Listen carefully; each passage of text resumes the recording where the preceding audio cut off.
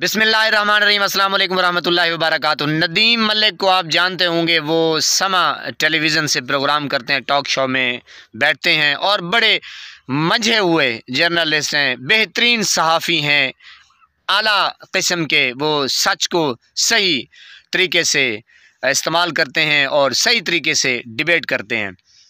वो एक प्रोग्राम में कह रहे थे कि शहरयार अफरीदी, आप जानते हैं शहरयार अफरीदी पीटीआई का एक बेहतरीन सिपाही है, इमरान खान का सिपाही है।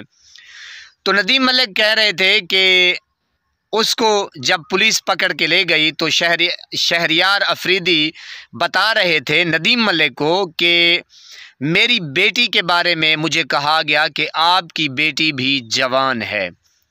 फिर वो आबदीदा हो गए, शहरयार अफरीदी ज़ाहिर गमज़दा हो गए, रोने लगे।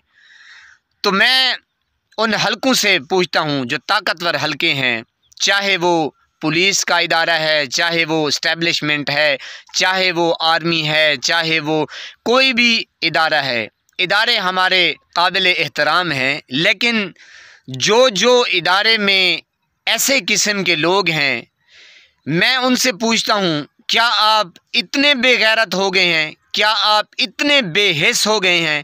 क्या आप इतने ढीठ हो गए हैं कि अब आपको पूरी कौम की माएँ, बहनें, बेटियाँ किसी की नज़र नहीं आती, कुछ भी नज़र नहीं आता? क्या आपको ये भी एहसास नहीं आया कि आपके घर में भी माँ, बहन, बेटी, एक औरत है?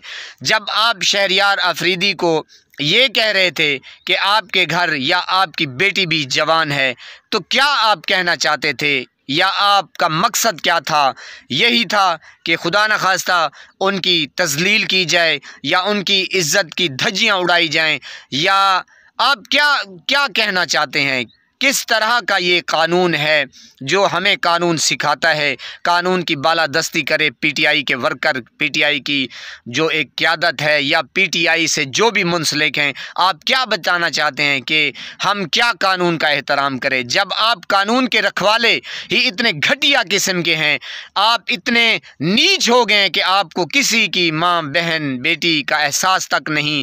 क्या आप सीरत नबी नहीं पढ़ते? क्या हमें दीन इस्लाम यही सिखाता है? इतने आप गिर चुके हैं, मैं अब आपको क्या कहूँ, पनाह है खुदा की। आपके ऊपर तो थूकना भी नहीं चाहिए कम से कम कि आप इतने किस्म के घटिया हो गए हैं।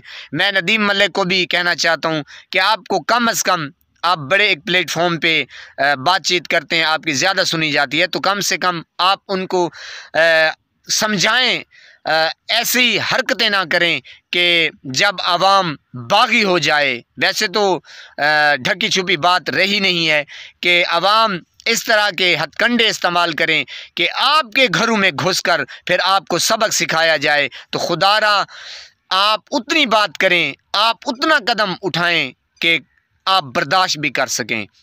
अल्लाह तबारक व तआला ख़ुद फरमाते हैं कि मेरा उम्मती मुझे 70 माओं से ज़्यादा अजीज़ है, मैं 70 माओं से ज़्यादा प्यार करता हूँ। आपको शर्म भी नहीं आई? आपको थोड़ी सी भी गैरत नहीं आई कि आप बकवास क्या कर रहे हैं? शर्म आनी चाहिए, डूब मरने का मकाम है। आप तो मुसलमान कहलवाने के भी लायक नहीं हैं। मैं सिर्फ इतना ही कहूँगा, वरना कहने को तो बहुत कुछ मैं कह सकता हूँ, लेकिन अल्लाह आपको हिदायत दे।